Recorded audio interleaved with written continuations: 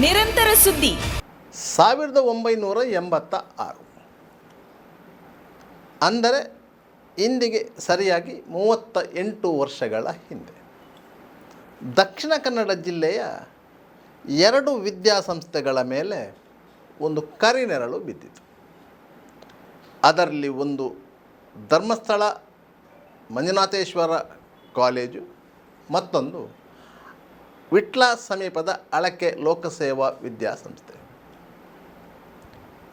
ಅಳಕೆಯ ಲೋಕಸೇವಾ ವಿದ್ಯಾಸಂಸ್ಥೆಯ ವಿದ್ಯಾರ್ಥಿಯೊಬ್ಬ ಕಾಲೇಜಿನ ಹಾಸ್ಟೆಲ್ನಲ್ಲಿ ಇದ್ದುಕೊಂಡು ವ್ಯಾಸಂಗ ಮಾಡುತ್ತಿದ್ದ. ಆತನ ಹೆಸರು ಲೋಕಯ್ಯ ಪೂಜಾರಿ. ಬಂಟ್ವಾಳ ತಾಲೂಕಿನ ಶಂಭೂರಿನ ಯುವಕ. ಆತ ಮೈ ಮೇಲೆ ಸೀಮೆ ಎಣ್ಣೆ ಸುರಿದುಕೊಂಡು ಆತ್ಮಹತ್ಯೆ ಮಾಡಿಕೊಂಡಿದ್ದ. ಆ ಪ್ರಕರಣ ಬರೀ ದೊಡ್ಡ ಮಟ್ಟದಲ್ಲಿ ವಿದ್ಯಾರ್ಥಿಗಳ ಪ್ರತಿಭಟನೆಗೆ ಕಾರಣವಾಯಿತು. ಅದೇ ಘಟನೆಯ ಕೆಲವೇ ತಿಂಗಳ ಬಳಿಕ ಉಜಿರೆ SDM ಕಾಲೇಜಿನ ವಿದ್ಯಾರ್ಥಿನಿ ಪದ್ಮಲತಾ ನಿಗೂಢ ರೀತಿಯಲ್ಲಿ ಕಾಣೆಯಾದಳು. ಆ ಪ್ರಕರಣ ಮತ್ತೊಂದು ವಿದ್ಯಾರ್ಥಿಗಳ ಹೋರಾಟಕ್ಕೆ ಸಾಕ್ಷಿಯಾಗಬೇಕಾಗಿತ್ತು. ಆದರೆ ಆ ಹೋರಾಟವನ್ನು ಕೈಗೆತ್ತಿಕೊಂಡದ್ದು ಸ್ಥಳೀಯ ಕಮ್ಯುನಿಸ್ಟ್ ಪಕ್ಷದ ಮುಖಂಡರು. ಧರ್ಮಸ್ಥಳ ಗ್ರಾಮದಲ್ಲಿ ಕಮ್ಯುನಿಸ್ಟರು ತಮ್ಮ ಅಸ್ತಿತ್ವವನ್ನು ಸಾಬೀತುಪಡಿಸಲು ಈ ಪ್ರಕರಣವನ್ನು ಬಳಸಿಕೊಂಡರು. ಅಂದಹಾಗೆ ನಾಪತ್ತೆಯಾದ ವಿದ್ಯಾರ್ಥಿನಿ ಪದ್ಮಲತಾ ಕಮ್ಯುನಿಸ್ಟ್ ಪಕ್ಷದಲ್ಲಿ ಗುರುತಿಸಿಕೊಂಡಿದ್ದ ಅವರೊಬ್ಬರ ಮಗಳು. SDM ಕಾಲೇಜಿನ ವಿದ್ಯಾರ್ಥಿ. ಆಕೆ ಕಾಲೇಜು ಬಿಟ್ಟ ನಂತರ ವಸಂತ ಎಂಬವರ ಜೀಪಿನಲ್ಲಿ ಬಂದು ಧರ್ಮಸ್ಥಳದಲ್ಲಿ ಇಳಿದಿದ್ದರು. ತದನಂತರ ನಾಪತ್ತೆಯಾಗಿತ್ತು. ಮನೆ ಮಂದಿ ಹುಡುಕಾಟ ನಡೆಸಿದರೋ ಬಿಟ್ಟರೋ ಗೊತ್ತಿಲ್ಲ. ಆದರೆ ಆಕೆ ನಾಪತ್ತೆಯಾಗಿದ್ದಾಳೆ ಎಂದು ಆಕೆಯ ಮನೆಯವರು ಬೆಳ್ತಂಗಡಿ ಪೊಲೀಸ್ ಠಾಣೆಗೆ ದೂರು ನೀಡಿದ್ದು 3 ದಿನಗಳ ಬಳಿಕ. ಅದೂ ಸಹ ಸ್ಥಳೀಯ ಕಮ್ಯುನಿಸ್ಟ್ ನಾಯಕರೆಂದು ಗುರುತಿಸಿಕೊಂಡಿದ್ದಂಥ ವಿಷ್ಣುಮೂರ್ತಿ ಭಟ್, BM ಭಟ್ ಮತ್ತು ಇತರರು ಸೇರಿ ಪದ್ಮಲತಳ ತಂದೆಯ ಮೇಲೆ ಒತ್ತಡ ಏರಿ ಅವರನ್ನು ಪೊಲೀಸ್ ಠಾಣೆಗೆ ಕರೆದುಕೊಂಡು ಬಂದು ದೂರು ಕೊಡಿಸಿದರು. ನಾಪತ್ತೆ ಪ್ರಕರಣ ದಾಖಲಾಯಿತು. ಪೊಲೀಸರು ಸಹಜವಾಗಿ ತನಿಖೆ ನಡೆಸಿದಾಗ ಪದ್ಮಲತಾಳಿಗೆ ಕಾರ್ಯತರ್ಕದ ವಸಂತ ಎಂಬ ಜೀಪು ಚಾಲಕನೊಂದಿಗೆ ಸ್ನೇಹ ಸಂಬಂಧ ಇದೆ ಅಂತ ಹೇಳಿ ಗೊತ್ತಾಯಿತು. ಆತನನ್ನು ಹುಡುಕಲು ಪೊಲೀಸರು ಹೋದಾಗ ಆತ ನಾಪತ್ತೆಯಾಗಿದ್ದ. ಅಲ್ಲಿಗೆ ಪೊಲೀಸರಿಗೆ ಕನ್ಫರ್ಮ್ ಆಯಿತು, ವಸಂತನೂ ನಾಪತ್ತೆಯಾಗಿದ್ದಾನೆ, ಪದ್ಮಲತಾಳು ನಾಪತ್ತೆಯಾಗಿದ್ದಾಳೆ. ಆದ್ದರಿಂದ ಅವರಿಬ್ಬರು ಜೊತೆಯಾಗಿ ಎಲ್ಲೋ ಹೋಗಿರಬೇಕು ಎಂದು ಪೊಲೀಸರು ಭಾವಿಸಿದರು. ಆದರೆ ವಸಂತ ಪೊಲೀಸರಿಗೆ ಹೆದರಿ ವೇಣುವನ್ನು ತನ್ನ ಸಂಬಂಧಿಕರ ಮನೆಯಲ್ಲಿ ಅಡಗಿ ಕುಳಿತಿದ್ದ. ಮತ್ತು ಪೊಲೀಸರು ಹರಸಾಹಸಪಟ್ಟು ಆತನನ್ನು ಹುಡುಕಿ ಪೊಲೀಸ್ ಠಾಣೆಗೆ ಕರೆದುಕೊಂಡು ಬಂದರು. ಆತನನ್ನು ವಿಚಾರಣೆ ಮಾಡಿದಾಗ ಆತ ಸ್ಪಷ್ಟವಾದ ಉತ್ತರವನ್ನು ಪೊಲೀಸರಿಗೆ ನೀಡಿಲ್ಲ. ಆತ ಹೇಳಿದ್ದು ಇಷ್ಟೇ: ಆಕೆ ತನ್ನ ಜೀಪಿನಲ್ಲಿ ಬಂದದ್ದು ಹೌದು, ಆಕೆ ಧರ್ಮಸ್ಥಳದಲ್ಲಿ ಇಳಿದಿದ್ದಾಳೆ, ತದನಂತರ ನಾನು ಆಕೆಯನ್ನು ನೋಡಿಲ್ಲ, ನಮಗಿಬ್ಬರಿಗೂ ಪರಸ್ಪರ ಪರಿಚಯ ಇದ್ದದ್ದು ಹೌದು, ಅದು ಪ್ರೀತಿಯೂ ಅಲ್ಲ, ಪ್ರೇಮವೂ ಅಲ್ಲ. ಆದರೆ ಪದ್ಮಲತಳ ಮನೆಯವರಿಗೆ ನನ್ನ ಮೇಲೆ ಸಂಶಯ ಇರುವುದಂತೂ ಸತ್ಯ. ಈ ರೀತಿಯಾಗಿ ಆತ ಹೇಳಿಕೆ ನೀಡಿದ್ದ. ಈತನೇ ಪದ್ಮಲತಳನ್ನು ಎಲ್ಲಿಯೋ ಕೊಂಡೋಗಿ ಅವಿಚರಿಸಬೇಕೆಂದು ಪೊಲೀಸರು ಬಲವಾಗಿ ನಂಬಿದರು.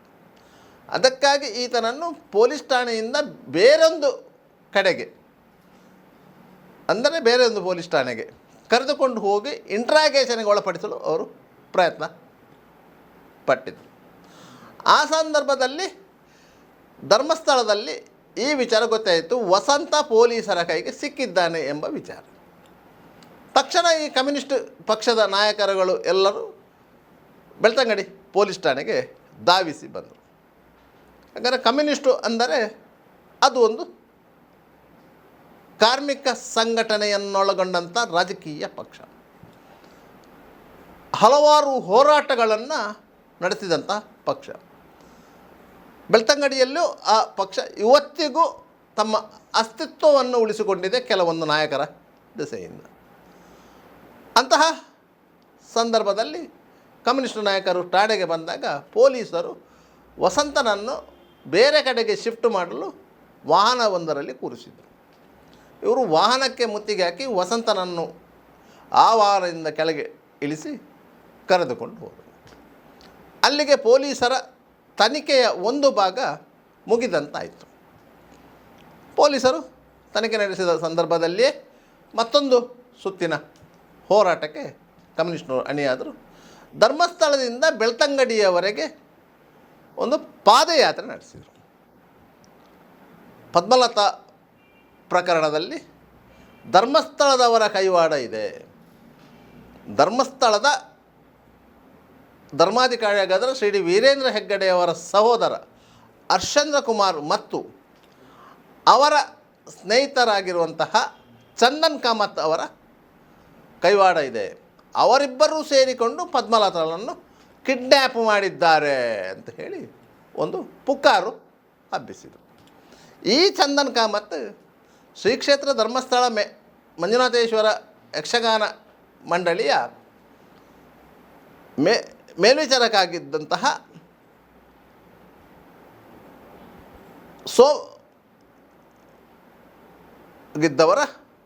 ಮೇಲ್ವಿಚಾರಕರಾಗಿದ್ದವರ ಮಗ. ಅವರಿಗೆ ಈಗಲೂ ಧರ್ಮಸ್ಥಳದಲ್ಲಿ ಹೋಟೆಲು ಇದೆ. ನೆಡ್ಲೆಯಲ್ಲಿ ಅವರ ರೆಸಾರ್ಟ್ ಇತ್ತು. ಆದರೆ ಕೆಲವು ವರ್ಷಗಳ ಹಿಂದೆ ಆ ರೆಸಾರ್ಟನ್ನು ಮಾರಿದ್ದಾರೆ. ಈಗ ಚಿಕ್ಕಮಗಳೂರಲ್ಲಿ ಒಂದು ಹೋಮ್ ಸ್ಟೇ ನಡೆಸ್ತಾ ಇದ್ದಾರೆ. ಅದರಿಂದಾಗಿ ಹರ್ಷೇಂದ್ರ ಕುಮಾರ್ ಮತ್ತು ಚಂದನ್ ಕಾಮತ್ ಅವರ ಹೆಸರನ್ನು ಇವರು ತೇಲಿ ಬಿಟ್ಟರು. ಹೇಗೆ ಸೌಜನ್ಯ ಪ್ರಕರಣದಲ್ಲಿ ನಿಶ್ಚಲ್ ಕುಮಾರ್ ಮತ್ತು ಇತರ ಮೂವರ ಹೆಸರನ್ನು ತೇಲಿ ಬಿಟ್ಟರೋ, ಅದೇ ರೀತಿ 1986ರಲ್ಲಿ ಪದ್ಮಲತಾ ಪ್ರಕರಣದಲ್ಲೂ ಸಹ ಅದೇ ರೀತಿ ಹರ್ಷೇಂದ್ರ ಕುಮಾರ್ ಮತ್ತು ಚಂದನ್ ಕಾಮತರ ಹೆಸರನ್ನು ತೇಲಿಬಿಟ್ಟಿದ್ದರು. ಯಾಕಂತ ಹೇಳಿದರೆ ಜನರು ನಂಬಬೇಕು ಎನ್ನುವ ಕಾರಣಕ್ಕಾಗಿ. ಆ ಸಂದರ್ಭದಲ್ಲಿ ಬೆಳ್ತಂಗಡಿಯಲ್ಲಿ ಶಾಸಕರಾಗಿದ್ದವರು ವಸಂತ ಬಂಗೇರ ಅವರು ಭಾರತೀಯ ಜನತಾ ಪಕ್ಷದಿಂದ 2ನೇ ಬಾರಿಗೆ ಆಯ್ಕೆಯಾಗಿದ್ದರು. ಅವರ ಮೇಲೆ ಒತ್ತಡ ಬಂದಾಗ ಅವರು ರಾಜ್ಯ ಸರ್ಕಾರದ ಮೇಲೆ ಒತ್ತಡ ಹೇರಿದರು. ಆ ಪ್ರಕರಣವನ್ನು CODಗೆ ಒಪ್ಪಿಸಿದರು. ಆಗ COD ಇನ್ಸ್ಪೆಕ್ಟರಾಗಿ ತನಿಖೆಗೆ ಇಳಿದವರು CS ರುದ್ರಯ್ಯನವರು. ಅವರು ಈ ಹಿಂದೆ ಮಂಗಳೂರು ಬಂದರು ಪೊಲೀಸ್ ಠಾಣೆಯಲ್ಲಿ ವೃತ್ತ ನಿರೀಕ್ಷಕರಾಗಿದ್ದರು. ತದನಂತರ ಕೆಲವು ವರ್ಷಗಳ ಹಿಂದೆ ಪುತ್ತೂರಿನಲ್ಲಿ DOSPಯೂ ಆಗಿದ್ದರು. ಆ ರುದ್ರಯ್ಯನವರು ಆಗ CODಯಲ್ಲಿ ಇನ್ಸ್ಪೆಕ್ಟರ್ ಆಗಿದ್ದರು. ಅವರು ಈ ಪ್ರಕರಣದ ತನಿಖೆಗಾಗಿ ಬೆಳ್ತಂಗಡಿಗೆ ಬಂದಿಳಿದರು. ಬೆಳ್ತಂಗಡಿ IBಯಲ್ಲಿ ಇದ್ದುಕೊಂಡು ಎಲ್ಲರನ್ನೂ ವಿಚಾರಣೆ ಮಾಡಿಸ್ತಾ ಹೋದರು. ಅಲ್ಲಿಯವರೆಗೆ ಪದ್ಮಲತಾ ಪ್ರಕರಣ ನಾಪತ್ತೆಯಾಗಿಯೇ ಇತ್ತು. ಯಾರನ್ನು ವಿಚಾರಣೆ ಮಾಡಿದರೂ ಪದ್ಮಲತಾಳ ಬಗ್ಗೆ ಸುಳಿವು ಸಿಗಲಿಲ್ಲ. ಪದ್ಮಲತಾಳ ಸಹಪಾಠಿಗಳು, ಪದ್ಮಲತಾಳ ಉಪನ್ಯಾಸಕರು, ಪದ್ಮಲತಾಳ ಸಂಬಂಧಿಕರು, ಪದ್ಮಲತಾಳ ಸ್ನೇಹಿತನೆಂತ ಹೇಳಿಕೊಂಡಂತಹ ವಸಂತ, ಪದ್ಮಲತಾಳ ಮನೆಯವರು ಎಲ್ಲರನ್ನು ವಿಚಾರಣೆ ಮಾಡಿದ್ದಾರೆ. ಆದರೆ ಯಾರಿಗೂ ಪದ್ಮಲತಾ ಏನಾಗಿದ್ದಾಳೆ ಎನ್ನುವ ಬಗ್ಗೆ ಸ್ಪಷ್ಟವಾದ ಮಾಹಿತಿಗಳು ಇರಲಿಲ್ಲ. ಇದೇ ಸಂದರ್ಭದಲ್ಲಿ ಪದ್ಮಲತಾ ನಾಪತ್ತೆಯಾಗಿ 52 ದಿನಗಳ ಬಳಿಕ ಆಕೆಯ ಮನೆಯಿಂದ ಸುಮಾರು 1.5 ಕಿಲೋಮೀಟರ್ ದೂರದ ತೋಡಿನಲ್ಲಿ ಹೆಣ್ಣೊಬ್ಬಳ ಅಸ್ಥಿಪಂಜರ ಪತ್ತೆ ಆಯಿತು. ಅಸ್ಥಿಪಂಜರಕ್ಕಿಂತ ಸ್ವಲ್ಪ ದೂರದಲ್ಲಿ ಆಕೆಯ ಬಟ್ಟೆ ಬರೆಗಳು ಪತ್ತೆ. ಸುಮಾರು 52 ದಿನಗಳ ಕಾಲ ಅದು ಕೊಳೆತು ಇಡೀ ಮಾಂಸ ಖಂಡಗಳು ಎಲ್ಲ ನೀರಿನಲ್ಲಿ ಸವೆದು ಹೋಗಿತ್ತು. ಇದು ಪದ್ಮಲತಳ ಅಸ್ಥಿಪಂಜರ ಎನ್ನುವುದನ್ನು ಆಕೆಯ ಮನೆಯವರು ಬಟ್ಟೆ ಮತ್ತು ಇತರ ವಸ್ತುಗಳ ಆಧಾರದಿಂದ ಗುರುತು ಹಿಡಿದರು. ಅಲ್ಲಿಯೇ ಪೋಸ್ಟ್ ಮಾರ್ಟಮ್ ಮಾಡಿ ಅದನ್ನು ದಫನ ಇಲ್ಲವೇ ದಹನ ಮಾಡಲಾಯಿತು. ಈ ಪ್ರಕರಣದ ತನಿಖೆಯನ್ನು ಕೈಗೆತ್ತಿಕೊಂಡಂತಹ COD ಇನ್ಸ್ಪೆಕ್ಟರ್ ರುದ್ರಯ್ಯನವರು ನಾಪತ್ತೆ ಪ್ರಕರಣವನ್ನು ಕೊಲೆ ಪ್ರಕರಣವಾಗಿ ಮಾರ್ಪಾಡು ಮಾಡಿಕೊಂಡರು. ಬೆಳ್ತಂಗಡಿ ಠಾಣೆಯಲ್ಲಿ ಕೊಲೆ ಪ್ರಕರಣ ದಾಖಲಾಯಿತು. ತನಿಖೆ CODಯ ಕೈಯಲ್ಲಿಯೇ ಇತ್ತು.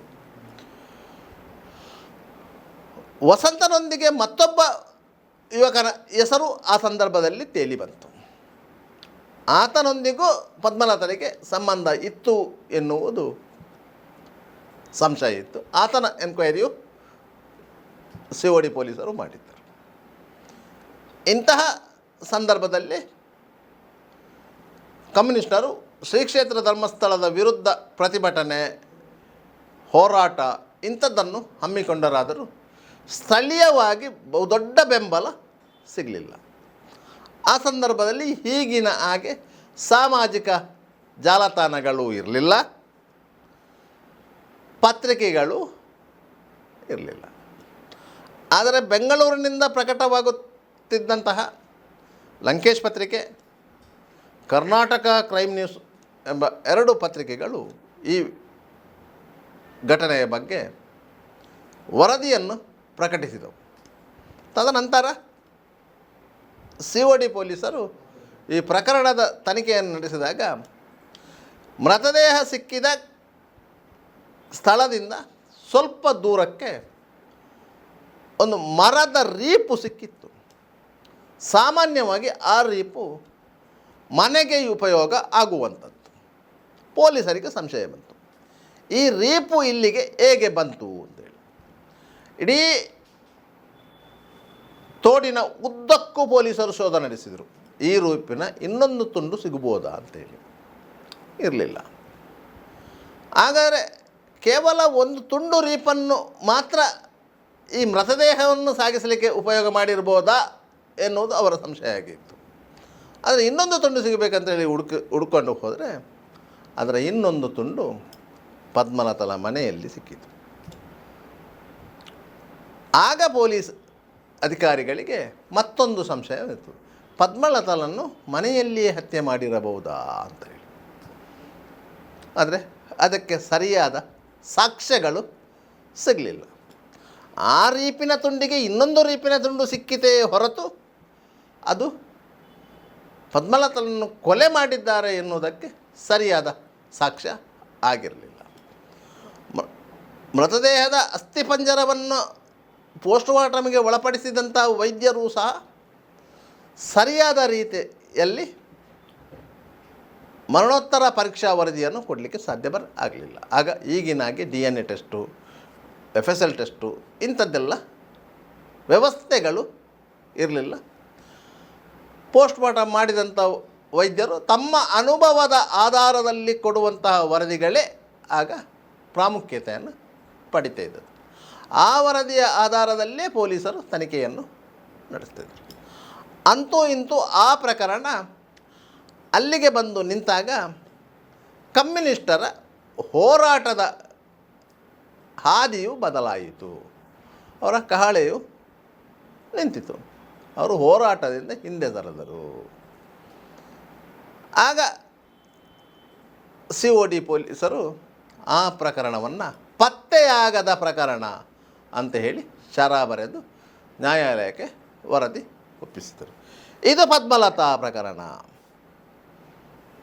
ಇವತ್ತು ಸೌಜನ್ಯ ಪ್ರಕರಣದ ಅಲ್ಲಿ ಆರೋಪಿಯನ್ನು ಬಂಧಿಸಲಾಗಿದೆ. ಆರೋಪಿಯ ಮೇಲೆ ಆರೋಪ ಪಟ್ಟಿಯನ್ನು ಸಲ್ಲಿಸಲಾಗಿದೆ. ಹಲವಾರು ಸಾಕ್ಷಿ ಮತ್ತು ಸಾಕ್ಷ್ಯವನ್ನು ಸಂಗ್ರಹಿಸಲಾಗಿದೆ. 3 ತನಿಖಾ ಏಜೆನ್ಸಿಗಳು ಪೊಲೀಸು, COD, CBI ತನಿಖೆ ಮಾಡಿದೆ. ಆದರೆ ನ್ಯಾಯಾಲಯದಲ್ಲಿ ಆರೋಪವನ್ನು ಸಾಬೀತುಪಡಿಸಲು ಸಾಧ್ಯವಾಗಲಿಲ್ಲ.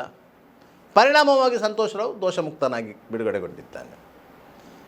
ಆದರೆ ಪದ್ಮಲತಾ ಪ್ರಕರಣದಲ್ಲಿ ಸಂಶಯಿತ ಆರೋಪಿ ಪದ್ಮಲತನ ಮನೆಯಲ್ಲೇ ಇದ್ದರೂ ಸಹ ಪೊಲೀಸರು ಬಂಧಿಸಲಿಕ್ಕೆ ಮುಂದಾಗಲಿಲ್ಲ, ತನಿಖೆ ಮಾಡಲಿಕ್ಕೆ ಮುಂದಾಗಲಿಲ್ಲ. ಯಾಕಂತ ಹೇಳಿದರೆ ಅಷ್ಟು ದಿನಗಳ ಕಾಲ ನಡೆದಂತಹ ಹೋರಾಟ, ಅರಚಾಟ, ಚೀರಾಟ ಎಲ್ಲವನ್ನೂ ನೋಡಿದಂತಹ ಪೊಲೀಸರು ಒಂದು ವೇಳೆ ಈ ಪ್ರಕರಣದಲ್ಲಿ ಪದ್ಮಲತನ ಮನೆಯವರನ್ನೇ ಆರೋಪಿ ಸ್ಥಾನದಲ್ಲಿ ನಿಲ್ಲಿಸಿದ್ದರೆ ಮತ್ತೊಂದು ಕ್ಷೋಭೆಗೆ ಕಾರಣವಾಗಬಹುದು ಎನ್ನುವ ಭೀತಿ ಇತ್ತು. ಹಾಗೆಯೇ ಶಾಸಕ ವಸಂತ ಬಂಗೇರ ಅವರು ಸಹ COD ಪೊಲೀಸರು ಈ ರೀತಿಯ ತನಿಖೆ ನಡೆದಾಗ ಆಕ್ಷೇಪವನ್ನು ವ್ಯಕ್ತಪಡಿಸಿದರು. ಇದು ಸರಿಯಲ್ಲ, ಪದ್ಮಲತಾ ಸಂತ್ರಸ್ತ ಹೆಣ್ಣುಮಗಳು, ಅವರ ಮನೆಯವರಿಗೆ ತೊಂದರೆ ಕೊಡುವುದು ಸರಿಯಲ್ಲ ಅಂತೇಳಿ. ಯಾಕಂತ ಹೇಳಿದರೆ ಪದ್ಮಲತನ ತಂದೆ ಆಗಲಿ, ಪದ್ಮಲತನ ಅಣ್ಣ ರವಿ ಆಗಲಿ, ಪದ್ಮಲತನ ಸಂಬಂಧಿಕರಾಗಲಿ ಯಾರೂ ಸಹ ಆ ವಿಚಾರದಲ್ಲಿ ಬಾಯಿ ಬಿಡ್ತಾ ಇರಲಿಲ್ಲ. ಯಾರು ಏನು ಕೇಳಿದರೂ ನನಗೆ ಗೊತ್ತಿಲ್ಲ ಅಂತ ಹೇಳ್ತಾಯಿದ್ರು. ಆವತ್ತು ಹೇಳ್ತಾ ಇದ್ದವರು ಇವತ್ತು ಅದನ್ನೇ ಹೇಳ್ತಾರೆ, ಇವತ್ತು ಕೇಳಿದರು ಅದನ್ನೇ ಹೇಳ್ತಾರೆ. ನಾನು ಆವತ್ತು ಅಲ್ಲಿದ್ದೆ, ನಾನು ಬರುವಾಗ ಆಕೆ ಇಲ್ಲ ಎನ್ನುವ ಮಾಹಿತಿ ಸಿಕ್ಕಿತೆ ಹೊರತು ಮತ್ತೇನು ಗೊತ್ತಿಲ್ಲ. ಅದನಂತರ ನಾವು ಕೆಲವು ಕಡೆ ಹುಡುಕಾಡಿದೆವು, ಆಕೆ ಪತ್ತೆಯಾಗಲಿಲ್ಲ. ಮತ್ತೆ ಕೆಲವು ದಿವಸಗಳ ಬಳಿಕ ಒಂದು ಅಸ್ಥಿಪಂಜರ ಸಿಕ್ಕಿತು, ಅದು ಆಕೆಯದು ಅಂತ ಹೇಳಿ ಗುರುತು ಹಚ್ಚಲಾಯಿತು. ಅದನಂತರ ಅದನ್ನು ವಿಲೇವಾರಿ ಮಾಡಲಾಯಿತು ಅಂತ ಹೇಳ್ತಾರೆ ಹೊರತು ಬೇರೆ ಏನನ್ನೂ ಹೇಳುವುದಿಲ್ಲ. ಅದು ಯಾಕಂತ ಹೇಳಿದರೆ ಪದ್ಮಲತಳ ತಂದೆ ಅತ್ಯಂತ ಕೋಪಿಷ್ಟ, ಮನೆಯಲ್ಲಿ ನಾಡಕೋವಿ ಇತ್ತು ಅಂತ ಹೇಳ್ತಾರೆ. ಲೈಸೆನ್ಸ್ ಇತ್ತೋ ಇಲ್ಲೋ ಅಂತ ಗೊತ್ತಿಲ್ಲ. ಹಲವಾರು ಮಂದಿಗೆ ಅವರು ಕೋವಿ ಹಿಡಿದು ಬೆದರಿಸಿದಂತಹ ಮಾಹಿತಿಗಳು ಇವೆ. ಆದರೆ ಎಲ್ಲೂ ಕೇಸು ದಾಖಲಾಗಿಲ್ಲ. ಎಲ್ಲರೂ ಅವರನ್ನು ಕಂಡರೆ ಹೆದರ್ತಾ ಇದ್ದರು. ಮುಂಗಪೋವು ಇತ್ತು. ಆದ್ದರಿಂದ ಯಾರೂ ಅವರ ವಿರುದ್ಧ ಮಾತನಾಡುವಂಥ ಪರಿಸ್ಥಿತಿಯಲ್ಲಿ ಇರಲಿಲ್ಲ, ಸ್ವತಃ ಅವರ ಮನೆಯವರೇ ಸಹ. ಪದ್ಮಲತಳ ಪ್ರಕರಣ ಆದ ನಂತರ ಪದ್ಮಲತನ ರವಿ ಇದ್ದರಲ್ಲ, ಅವರು ಮನೆಗೆ ಹೋಗ್ತಾ ಇರಲಿಲ್ಲ. ಅವರಿಗೂ ಭಯ ಇತ್ತು, ತಂದೆಯಿಂದಲೇ ಜೀವ ಭಯ ಇತ್ತು. ಆದರೆ ಅದನ್ನು ಅವರು ಹೇಳ್ತಾ ಇರಲಿಲ್ಲ. ಸುಮಾರು 29 ವರ್ಷಗಳ ಕಾಲ ಅವರು ಮನೆ ಕಡೆ ತಲೆ ಹಾಕಿ ಮಲಗಲಿಲ್ಲ. ಅವರು ಧರ್ಮಸ್ಥಳದಲ್ಲಿ ಕೊಠಡಿ ಮಾಡಿಕೊಂಡು ಅಲ್ಲಿ ಜೀವನ ಮಾಡ್ತಿದ್ದರು. ಅವರಿಗೆ ಮದುವೆ ಆಗಿದೆ. ಅವರು ಸೊಸೈಟಿಯಲ್ಲಿ ಕೆಲಸ ಮಾಡ್ತಿದ್ದರು. ಎಲ್ಲರಿಗೂ ಉಪಕಾರಿಯಾಗಿದ್ದರು. ಸೊಸೈಟಿಗೆ ಬರುವಂಥ ಎಲ್ಲ ಗ್ರಾಹಕರೊಂದಿಗೆ ಒಳ್ಳೆಯ ರೀತಿಯ ವ್ಯವಹಾರ ಮಾಡ್ತಾಯಿದ್ದರು. ಯಾರಿಗೆ ಏನು ತೊಂದರೆ ಆದರೂ ಅದನ್ನು ಪರಿಹರಿಸಿದರು. ಇಂತಹ ರವಿಯವರು ಯಾವುದೋ ಕಾರಣದಿಂದ ಆತ್ಮಹತ್ಯೆ ಮಾಡಿಕೊಂಡಿದ್ದರು. ಆ ಆತ್ಮಹತ್ಯೆಯ ಬಗ್ಗೆಯೂ ಈಗ ಸೌಜನ್ಯ ಹೋರಾಟದಲ್ಲಿ ಗುರುತಿಸಿಕೊಂಡಿರುವ ನೀತಿ ತಂಡದ ಜಯಂತ್ ಅವರು ತನಿಖೆ ಆಗಬೇಕು ಎನ್ನುವ ಕೂಗು ಹಾಕಿದ್ದರು. ಯಾಕಂತ ಹೇಳಿದರೆ ರವಿಯವರ ಪತ್ನಿ ಜಯಂತ್ ಅವರಿಗೆ ಸಂಬಂಧಿ, ಅವರು ಕಡಬ ಸೈಡ್ನವರು. ಯಾವಾಗ ಆ ಪ್ರಕರಣವನ್ನು ಅಲ್ಲಿಗೆ ಮುಚ್ಚಾಯಿತಾ, ಮತ್ತೆ ಜಯಂತ್ ಆ ವಿಚಾರದಲ್ಲಿ ತಲೆ ಎತ್ತಲಿಲ್ಲ, ತಲೆ ಹಾಕಲಿಲ್ಲ, ಅವರ ಹೋರಾಟ ಮಾಡಲಿಲ್ಲ. ಯಾಕಂತ ಹೇಳಿದರೆ ರವಿಯವರ ಉದ್ಯೋಗ ಅದೇ ಕುಟುಂಬದ ಇನ್ನೊಬ್ಬರಿಗೆ ದೊರಕುವ ಸಾಧ್ಯತೆಗಳಿತ್ತು. ಜಯಂತ್ ಅವರ ಆರೋಪ ಏನಿತ್ತು ಅಂತ ಹೇಳಿದರೆ, ರವಿಯವರು ಅಲ್ಲಿನ ಅಧಿಕಾರಿ ವರ್ಗದ ಕಿರುಕುಳದಿಂದ ನೊಂದು ಆತ್ಮಹತ್ಯೆ ಮಾಡಿಕೊಂಡಿದ್ದಾರೆ ಅಂತೇಳಿ. ಈ ಬಗ್ಗೆ ಬೆಳ್ತಂಗಡಿ ಪೊಲೀಸ್ ಠಾಣೆಯಲ್ಲಿ ಕೇಸು ದಾಖಲಾಗಿತ್ತು. ಒಂದು 3 ಮಂದಿಯ ಮೇಲೆ ಕೇಸಾಗಿತ್ತು. ಅವರು ರಾಜ್ಯ ಹೈಕೋರ್ಟಿನಿಂದ ನಿರೀಕ್ಷಣಾ ಜಾಮೀನು ಪಡೆದುಕೊಂಡು ಬಂದಿದ್ದರು. ಅವರು ಹಲವು ಸಮಯಗಳ ಕಾಲ ತಲೆ ತಪ್ಪಿಸಿಕೊಂಡು ತಿರುಗ್ತಾ ಇದ್ದರು. ಅವರನ್ನು ಬಂಧಿಸಬೇಕು ಎನ್ನುವಂಥ ಕೂಗು ಜಯಂತ್ ಅವರು ಮಾಡಿದರು. ಯಾವಾಗ ಅವರು ನಿರೀಕ್ಷಣಾ ಜಾಮೀನು ಪಡೆದುಕೊಂಡು ಬಂದರು, ಅದರ ನಂತರ ಜಯಂತ್ ಅವರ ಹೋರಾಟವು ನಿಂತಿತ್ತು. ಈ ರೀತಿಯ ಘಟನೆಗಳು ಅಲ್ಲಿ ನಡೆದಿದೆ. ಇವತ್ತಿಗೂ ಸೌಜನ್ಯ ಪರ ಹೋರಾಟಗಾರರು ಪದ್ಮಲತಾ ಪ್ರಕರಣವನ್ನು ನೆನಪಿಸ್ತಾ ಇದ್ದಾರೆ. ಅದಕ್ಕೆ ಪದ್ಮಲತಾ ಪ್ರಕರಣದಲ್ಲಿ ಏನೇನಾಗಿತ್ತು ಎನ್ನುವುದನ್ನು ವಿವರಿಸ್ತಾ ಹೋದದ್ದು. ಹೇಗೆ ಒಂದು ಪ್ರಕರಣವನ್ನು ಧರ್ಮಸ್ಥಳದವರ ತಲೆಗೆ ಕಟ್ಟಲಿಕ್ಕೆ ಈ ಕಮ್ಯುನಿಸ್ಟ್ ಪ್ರೇರಿತ ಹೋರಾಟಗಾರರು ಮುಂದಾಗ್ತಾರೆ ಅಂದರೆ ಅದಕ್ಕೆ ಪದ್ಮಲತಾ ಪ್ರಕರಣ ಒಂದು ಸ್ಪಷ್ಟ ಉದಾಹರಣೆ. ಅದಕ್ಕಿಂತ ಮೊದಲು ವೇದವಲ್ಲಿ ಪ್ರಕರಣ ಆಗಿತ್ತು. ವೇದವಲ್ಲಿ ಪ್ರಕರಣದಲ್ಲೂ ಸಹ ಇದೇ ರೀತಿ ಹೋರಾಟಗಳನ್ನು ನಡೆಸಲು ಪ್ರಯತ್ನ ಪಟ್ಟಿದ್ದರು. ಆದರೆ ವೇದವಲ್ಲಿ ಸುಸೈಡ್ ಮಾಡಿಕೊಂಡದ್ದಕ್ಕೆ ಬಲವಾದ ಸಾಕ್ಷ್ಯಗಳಿತ್ತು. ಪದ್ಮಲತಾಳನ್ನು ಕೊಂದದ್ದು ಎನ್ನುವುದು ಸ್ಪಷ್ಟವಾಗಿತ್ತು. ಆದರೆ ಸಿಕ್ಕಿದಂತಹ ಸ್ಕೆಲ್ಟನ್ನಲ್ಲಿ ಅದರ ಗುರುತುಗಳು ಇರಲಿಲ್ಲ. ಅದನ್ನು ವೈದ್ಯರು ಪೋಸ್ಟ್ಮಾರ್ಟಮಲ್ಲಿ ನಮೂದಿಸಿರಲಿಲ್ಲ. ಆದ್ದರಿಂದ ಅಧಿಕಾರಿಗಳಿಗೆ ಅದರ ಬಗ್ಗೆ ಸರಿಯಾದ ಸಾಕ್ಷ್ಯಗಳು ಸಿಕ್ಕಿರಲಿಲ್ಲ. ಅದಕ್ಕಾಗಿ ಅದನ್ನು ಸಿ ರಿಪೋರ್ಟು ಹಾಕಿರುವುದು. ಆದ್ದರಿಂದ ಪದ್ಮಲತಾಳನ್ನು ಯಾರು ಕೊಂದಿದ್ದಾರೆ, ಯಾಕೆ ಕೊಂದಿದ್ದಾರೆ ಎನ್ನುವುದಂತೂ ಆಕೆಯ ಸಂಬಂಧಿಕರಿಗೆ ಮತ್ತು ಆ ಊರಿನವರಿಗೆ ಎಲ್ಲರಿಗೂ ಗೊತ್ತಿರುವಂಥ ಸತ್ಯ. ಆದರೆ ಆ ಸತ್ಯವನ್ನು ಬಾಯಿ ಬಿಡಲಿಕ್ಕೆ ಮಾತ್ರ ಯಾರಿಗೂ ಧೈರ್ಯ ಇಲ್ಲ ಅಷ್ಟೇ. ನಿರಂತರ ಸುದ್ದಿ